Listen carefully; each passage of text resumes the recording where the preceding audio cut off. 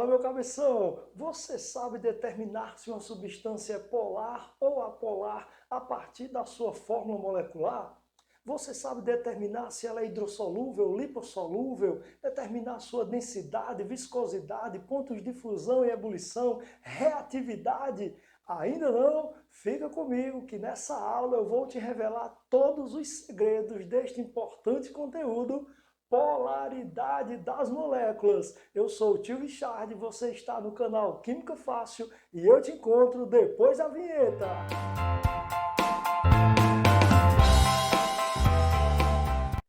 Para facilitar a sua vida, tio Richard vai dividir esse nosso conteúdo em dois casos. O primeiro caso são as substâncias simples formadas por átomos do mesmo elemento, como por exemplo a molécula do O2, a molécula do H2, a molécula do P4, o S8, os gases nobres, as substâncias simples. Não há diferença de eletronegatividade entre os seus átomos. Então, as substâncias simples possuem moléculas apolares. Minha substância simples é apolar. Mas, tio Richard, o que significa uma molécula, uma substância ser apolar? Ou seja, não possuir polos. Minha, a ideia é assim, se liga.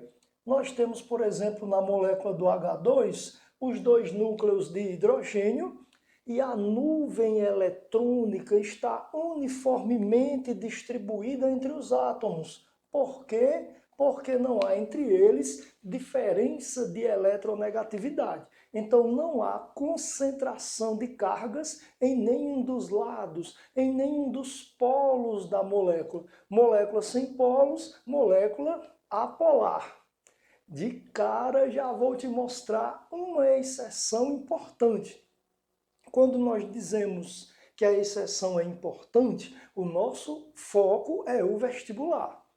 O vestibular gosta muito dessa exceção. Se liga, cabeção, a molécula de ozônio. Vamos observar mais de perto a estrutura do ozônio. Nós temos 3 átomos de oxigênio, um oxigênio central. O oxigênio, para estabilizar, realiza uma dupla ligação com outro oxigênio e uma ligação covalente coordenada dativa com o outro oxigênio. Turma, mesmo assim, ainda sobra no oxigênio central um par de elétrons. Isso dá à molécula do ozônio a geometria angular. Veja só, porque sobra um par de elétrons no oxigênio central, a molécula do ozônio tem geometria angular. Turminha, por este mesmo motivo, porque sobra par de elétrons no átomo central, a molécula de ozônio é polar. Existe concentração de carga em seus polos, percebe? Então ela cria um polo positivo, ela cria um polo negativo. A molécula de ozônio, mesmo sendo uma substância simples, ela é polar. Por quê? Porque no átomo central há a sobra de um par de elétrons. Turma, isso nos lança bem adiante no conteúdo polaridade. Por quê? Porque nós vamos compreender, como regra geral, que se no átomo central há sobra de par de elétrons, a molécula é polar, ponto com, ponto final. E aí vamos fazer um exercício de lembrarmos de algumas geometrias onde há sempre sobra de pares de elétrons. A geometria angular, a geometria piramidal, a geometria de gangorra, a geometria em T, pirâmide de base quadrada, quadrado planar. Então, se há sobra de par de elétrons no átomo central, a molécula é polar. Por isso, a molécula de ozônio, mesmo sendo uma substância simples, é polar. Fechando o primeiro caso, as substâncias simples são apolares, exceto o ozônio, devido à sobra de um par de elétrons no átomo central. Vamos para o segundo caso. No nosso segundo caso, é claro, nós estamos diante de moléculas de substâncias compostas. No método Química Fácil, nós chamamos moléculas CHAI, X-A-Y, onde o A é o átomo central da molécula, X e Y são os átomos ligados ao átomo central. Os átomos ligantes, os átomos periféricos. Se liga, toda a nossa atenção será voltada para o átomo central da molécula. Veja, se houver sobra de elétrons no átomo central, o cabeção já aprendeu. E só essa dica richardífica já vale teu like no vídeo, não é verdade? Quando há sobra de elétrons, a molécula é polar. Ponto com, ponto final. Turminha, por isso que a água é polar. Veja, porque na molécula de água, no átomo central de oxigênio, há a sobra de 2 pares de elétrons. Tio Chard, como vou saber se há ou não sobra de pares? Ainda bem que você perguntou. Turma, o oxigênio, ele tem 6 elétrons na sua última camada, na sua camada de valência. Ao realizar 2 ligações com o hidrogênio, ele ocupa 2 elétrons. Pensa comigo, ele tem 6. Ocupa 2, sobram 4, ou seja, 2 pares. A molécula de água é polar e a sua geometria é angular, semelhante à geometria do ozônio que nós vimos agora há pouco. Faça cara de quem está entendendo. Turminha, a amônia, o nitrogênio central ligado a 3 átomos de hidrogênio, vamos fazer as continhas. O nitrogênio, ele tem 5 elétrons na última camada. Ao realizar 3 ligações, ele ocupa 3, então sobram 2. Sobra um par de elétrons. A molécula da amônia, você lembra bem, é uma molécula piramidal, trigonal piramidal. Devido à sobra de um par de elétrons no átomo central, a molécula de amônia é polar, assim como todas as moléculas piramidais. Tá massa? O ICl3, o átomo central é o iodo, ligado a 3 átomos de cloro. Vamos fazer as continhas. O iodo tem 7 elétrons na última camada.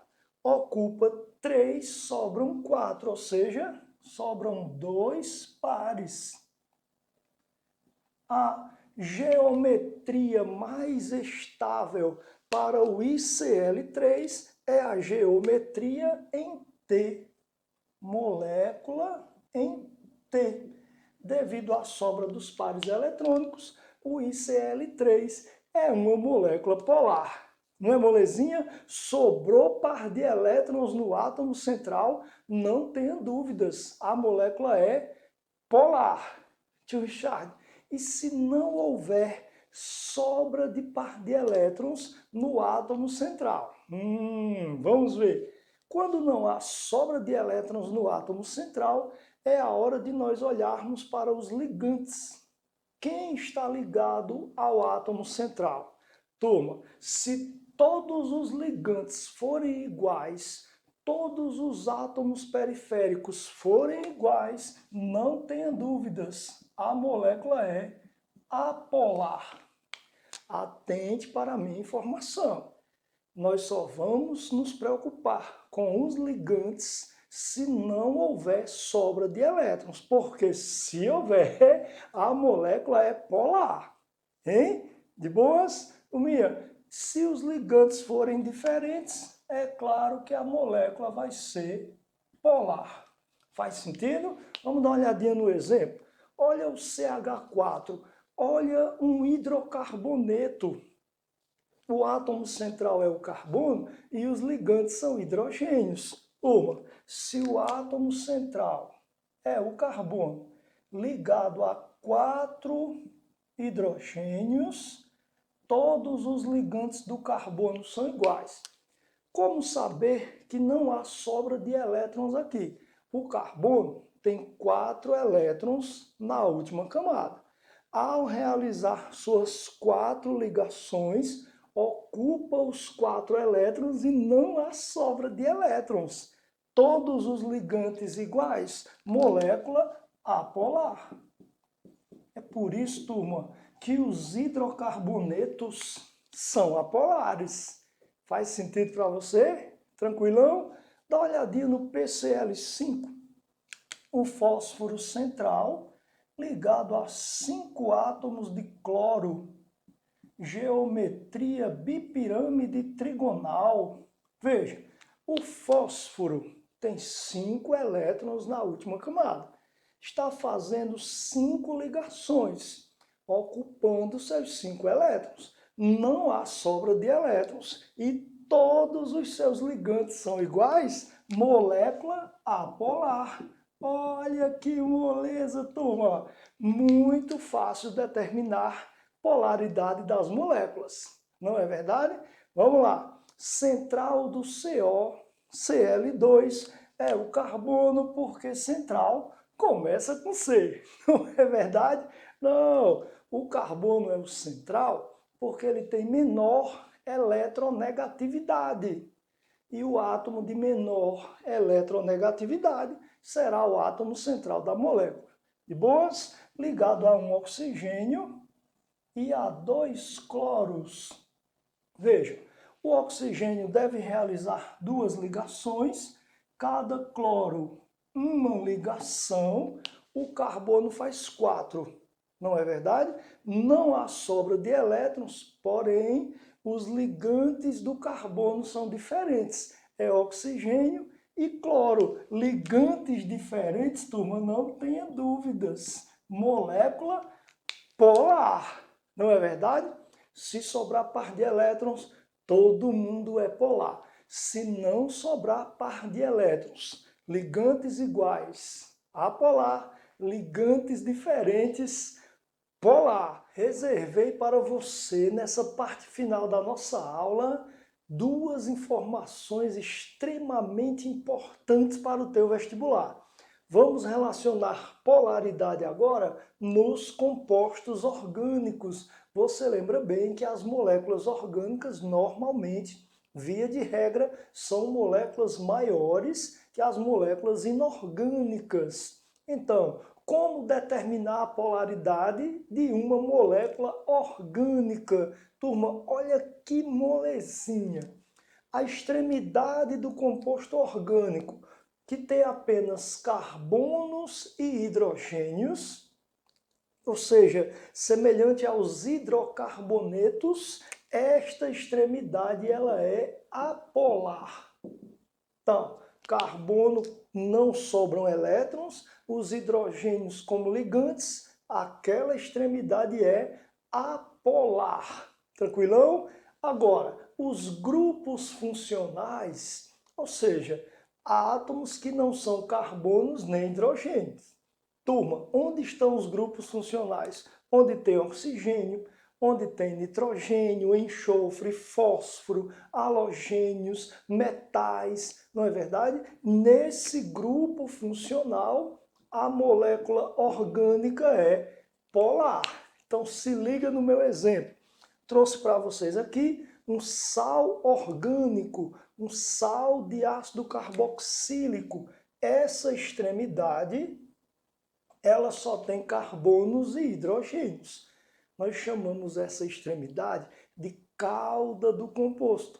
Se ele tem apenas carbonos e hidrogênios, então nós temos uma extremidade o quê?